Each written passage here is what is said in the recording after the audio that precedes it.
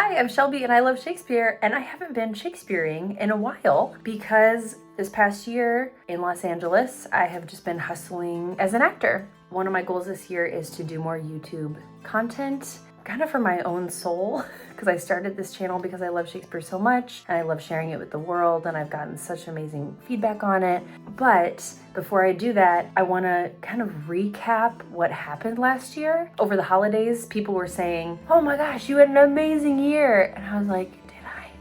It's just all kind of been a wash. So I'm going to take you through a year in being an LA working actor, and really kind of my first year full-time hustling for footage for my reel. And just so you can see what that's like, I'll highlight some of my favorite projects that I did. I'll talk about the things that paid me the most, and I'll talk about what my goal is for this year. So here is a year in the life of an LA actor so that we can get back to Shakespeareing more this year.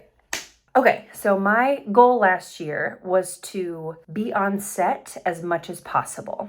And the way that I kept track of this was what I call a win wall. So anytime I had anything that got me close to being on set, including an audition, including other gigs along the way, or meeting certain people at classes, I put it on my win wall. And the kind of darkened, outlined boxes are the days that I was on set. So per my goal, out of the 365 days, I was on set for 37 of them.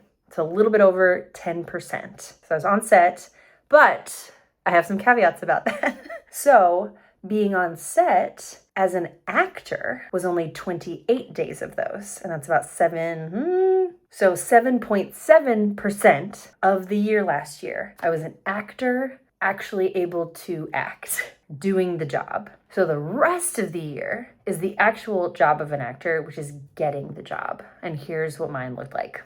I've also heard people say that in the acting profession, when you get a gig, it actually feels like a working vacation because you're just so glad to finally be able to do what you love, and that the job of an actor is getting the job. Job interviewing, that's all you're doing all day, is submitting yourself, hoping even to be seen as an audition to then maybe get the part.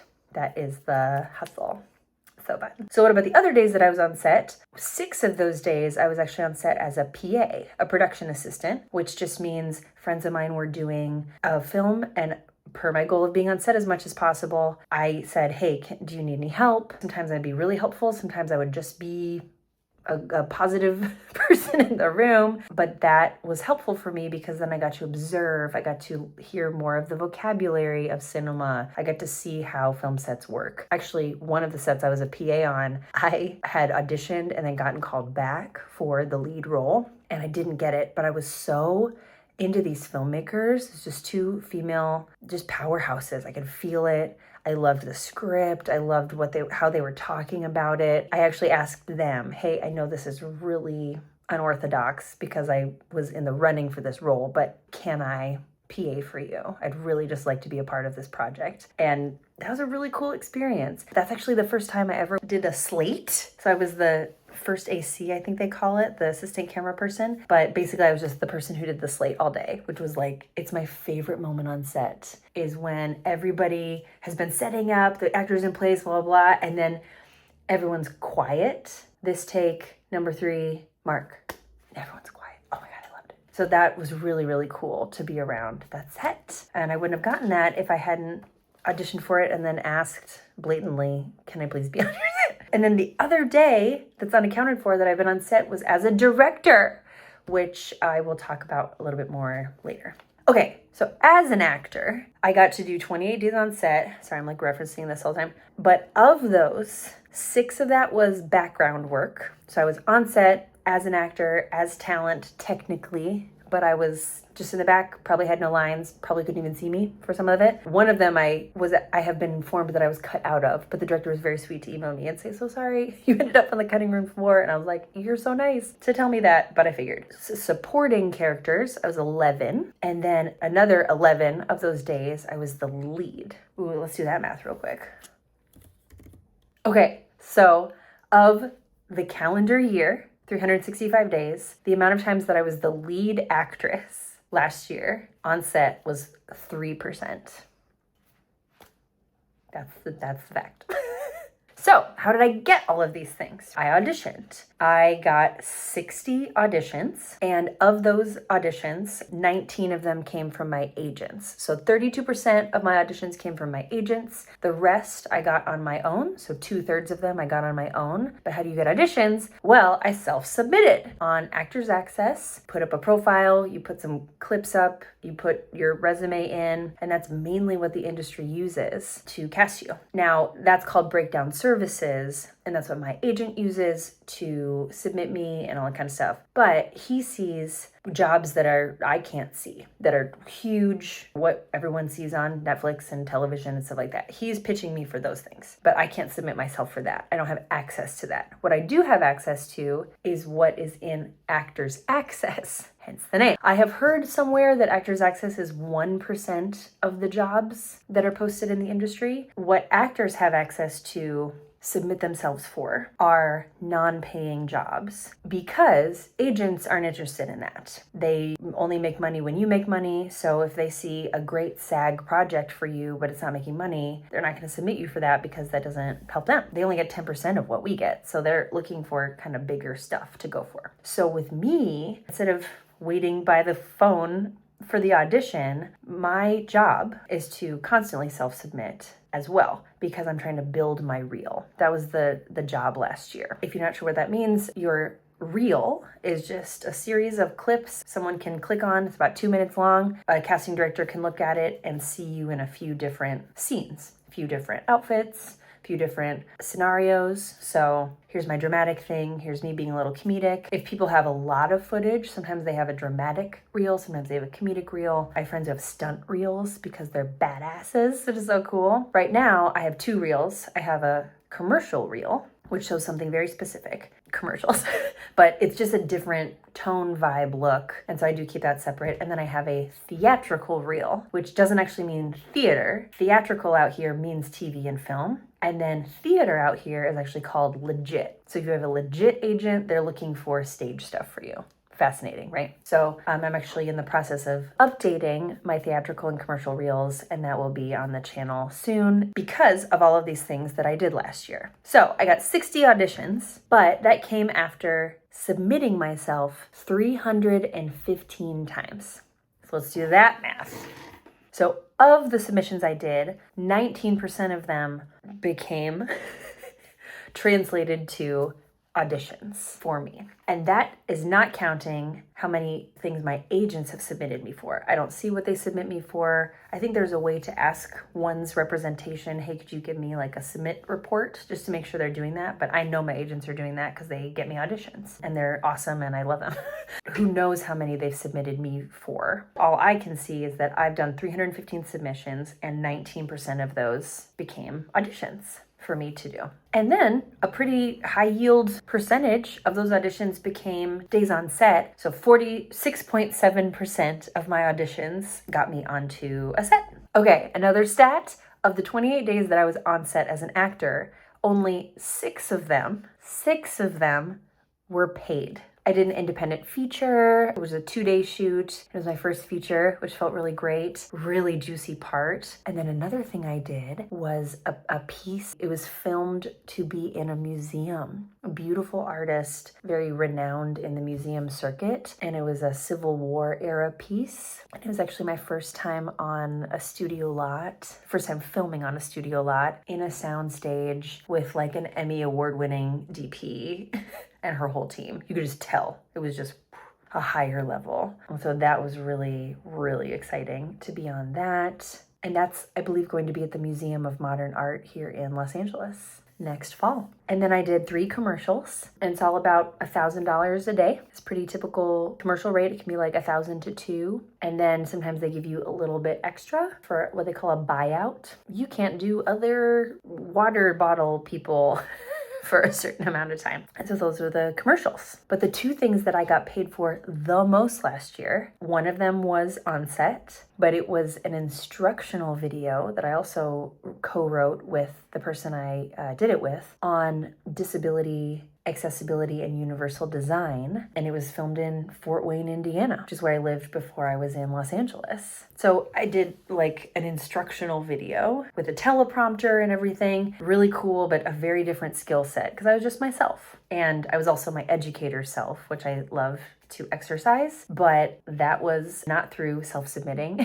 It was just by having that passion, which I explored in grad school and wrote my thesis on, and then doing a lot of disability work in Fort Wayne when I lived there, and someone saying, hey, let's do this project. And I was like, okay. And then the other big contract of the year last year had nothing to do with being on camera, but it was Shakespeare, which was so exciting. I worked with the Los Angeles Philharmonic on a Symphony for Youth concert, so their family concert of Mendelssohn's A Midsummer Night's Dream. I knew the music very well. It's also embedded in the music that there's narration, but the narration that Mendelssohn picked is more like a best of Midsummer rather than let me help you understand the story, because probably back then he assumed everybody knew the story. So my task was to make it a little bit shorter, choose from Mendelssohn's music which was apropos to the story we were making. So I did music arrangement, and I worked with the LA Phil Library. And then I picked the Shakespeare text from A Midsummer Night's Dream that told the simplified story. We ended up focusing on Bottom, Oberon, Titania, and Puck, and just kind of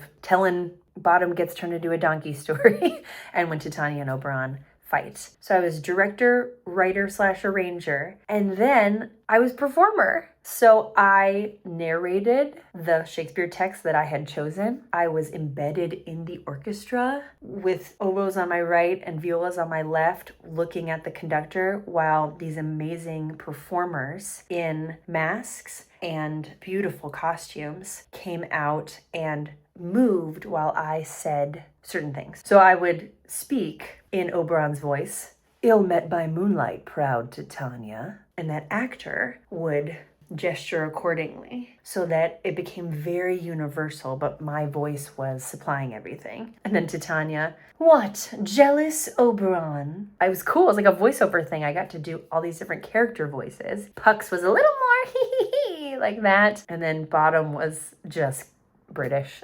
Just like, oh, right over here, let's go. I can't remember his lines right now. And so the thing that I got to be the most myself as, I guess, or use the most of my most beloved skill set had nothing to do with me trying to get it. It very much fell in my lap, and I really hope to work with them again. It was such a pleasant experience. I got to be on one of the biggest stages in Los Angeles, and it had nothing to do with me. Meaning I had nothing to do with getting it. But I graciously accepted when it happened. It was a 3-month contract. So as I was hustling on all these other like small film sets for short films and student films, I was prepping the LA Phil gig. And so those are my 2 big contracts. And you must be asking, Shelby, where did you then make money to live? Thank you for asking that, person. I did make money with voiceover. I have 3 really steady clients, and when they send me stuff, I invoice them, and I'm so grateful for their patronage that they like me. Thank you. I had orchestra gigs back in Indiana that had to do with Shakespeare as well. Elgar has a symphony written inspired by Falstaff, and I was tasked with bringing that to life with certain scenes from Henry IV, Part 1 and 2. So I got these incredible local actors doing scenes from Shakespeare. And then my other kind of heartbeat is private coaching. I love it. I'm going to spend a lot more time building it this year. There's just something about encouraging young artists, especially when we get to work with Shakespeare. That's my favorite time, but just encouraging them to go after their dream. And I love being in a position out here where I'm doing the job of the dream, and they can ask me questions too about the industry to see if that's even what they want to major in. I just love that. I love it. And all that to say, even though I had all of these days on set that didn't pay me or barely paid me, last year was still the year that I made the most money as a freelancer to date.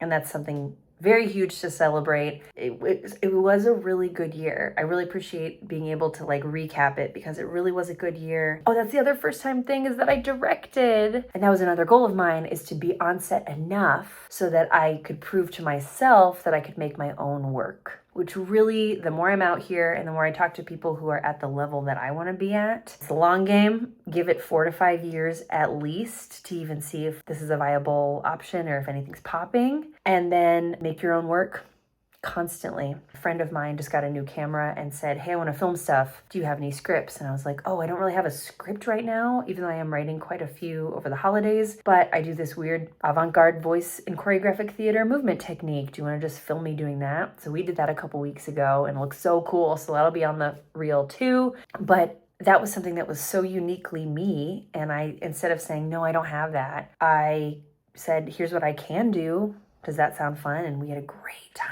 So as a director, I finally was like, I'm just gonna do it. And I got amazing actors. I hired DP sound, had a tiny crew, but it was still pretty robust. And we got the slate and everything. I loved it. So I have one more kind of half-day shoot to do to finish that film off. And then the rest of the ones I do this year, I'm going to be in. I'm going to create work for myself. But then I need someone to act with. I need someone to do the camera. Like, I know enough people now that I can call in favors. I can say, this will help you with your reel. I can cast my friends, but without being like the official casting director. And I'm just excited to create things rather than wait around for the phone to ring. But also protect space so that when the phone rings from my agent with a big project, which I've had 2 auditions so far this year, and the second one was big casting director, and the director was on the rise. She was like a Sundance stamp of watch this person. That felt really good. Like I'm in the arena, like I'm here and I'm being seen. So that's what I want more of. And I want to be available for that. But that day was during the fires. I got the audition. I was like, I have to do this right now because we might have to evacuate the next day. I mean, it's been wild. It's been really surreal out here. So last year's goal was to be on set as much as possible. And I'm really proud of myself for how much I did that. Thank you for helping me recap that so that I remind myself I did a lot. And then this year's goal is to create as much as possible. And I have a new little win wall. Woo, woo, woo, woo. Oh, how funny is this? Talk about, look at, I have the first folio facsimile like out and ready to go. We got the tragedy of Romeo and Juliet. Let's go. I've been listening to lute music. Like, I'm just ready to let Shakespeare flood back in to my life. It's never left, but I'm excited to attend to it more. And I don't even know if this is normal, but this is what my year was. So hopefully the stats and everything were helpful. And hopefully next year I'll have even cooler stats. Keep an eye out for new videos, including my reels that live on my YouTube channel, because why not? And you'll be able to see more clips of the stuff that I did last year that I hustled to get. And I will see you soon. Anon.